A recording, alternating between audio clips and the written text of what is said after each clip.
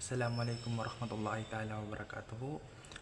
Good morning to each and everyone, especially to you, ma'am, or Ain Balota, my instructor teacher, and especially to my classmates. Good morning to each and everyone. I would like to apologize first because my video presentation is not clearly into my background, and especially to our classmates. So let's see and let's start to my video. Let's watch. Thank you. Shukran. So our topic today is all about biodiversity and the healthy society, presented by Fahad Al-Mamaluba. So basahin ko na lang po yung So biodiversity is encompassing the variety of life on Earth is crucial for the healthy society as it underpins essential ecosystem services like clean air, water, food, and medicines, all vital for human well-being and sustainable development. So, which means, ang sinasabi niya dito ay yung mga iba't ibang uri ng buhay sa mundo, sa earth natin, ay napakalaga sa atin yun dahil para ito sa ating kalusugan at malusog na ating lipunan sa earth. Dahil ito ay nagpapatibay ng mga mahalagang serbisyo like ecosystem tulad ng malinis na kapaligiran, sariwang hangin, tubig, at pagkain, at mga gamot na rin syempre. At lahat ay sobrang napakalaga sa ating kapakanan bilang isang manggagawa or Pilipino tao upang mapanatili natin ang pag-unlad ng ating lipunan. So, meron tayong the three types of their biodiversity. We have first one is the species biodiversity, the second is genetic biodiversity, and the third is ecological biodiversity. So explain na lang po natin yan para madali yan.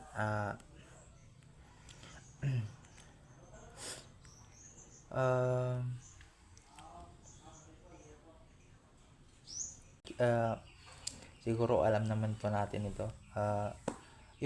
Marami tayong na-recognize or nakikitang mga species or interaction with that higher, longer food or more species interaction.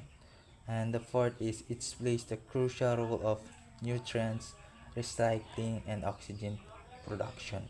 So, nakakatulong din po sa ating human or isang tao ang trees to enhance oxygen, to provide oxygen with that. Kasi,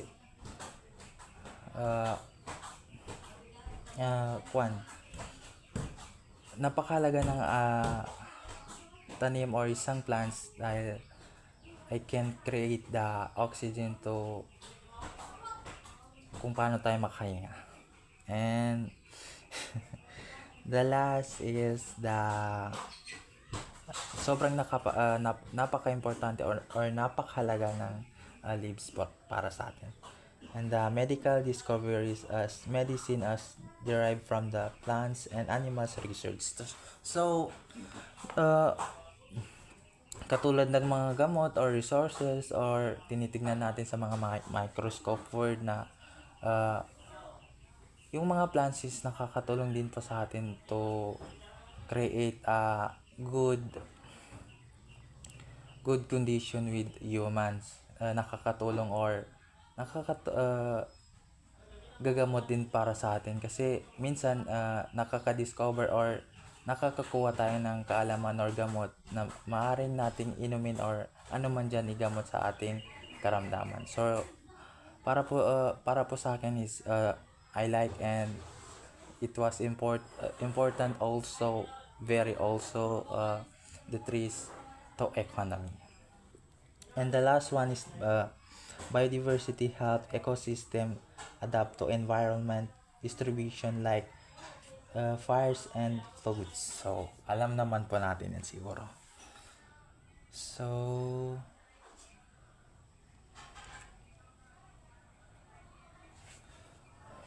meron naman po tayo significant of biodiversity to human health and ecosystem. So, ito naman. Genetic diversity helps species adapt to environment change to resistant disease. So, alam naman po natin yun siguro. Second, it plays a crucial role of species survival and adaptability. So, sobrang napakalaga or nasusurvive natin to adaptability. The third is reduce genetic diversity increases vulnerability to climate change and disease. So, alam naman po natin yan siguro. And it contributes to water regulation and ecosystem stability. So, it contributes to regulation and ecosystem stability. And the fifth is biodiversity support human well-being through recreational, educational, and spiritual values. So, masasabi naman po natin na sobrang napakahalaga ng economy sa atin or earth or bansa sa atin.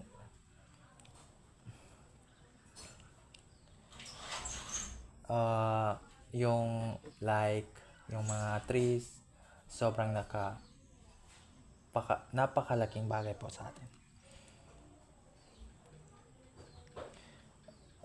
The sixth is the Philippines biodiversity provide essential ecosystem services like foods, water, energy, and climate regulation. So, naproprovide naman niya yung essential ecosystem or services like foods, water, energy to climate regulations. And the lastly is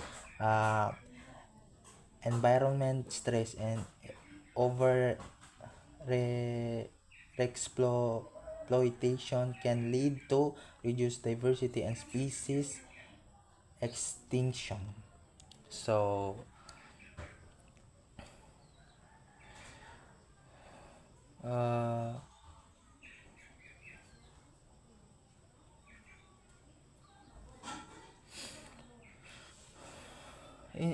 the significance of biodiversity of human health and the ecosystem is in short is basahin ko na lang po din. Biodiversity is essential for sustain a life supporting ecosystem, providing resources during ecosystem and medical advancements, and helping species and environment adapt to changes. So, siguro naman po, alam naman po natin yan. So, that's our conclude my report, and thank you so much.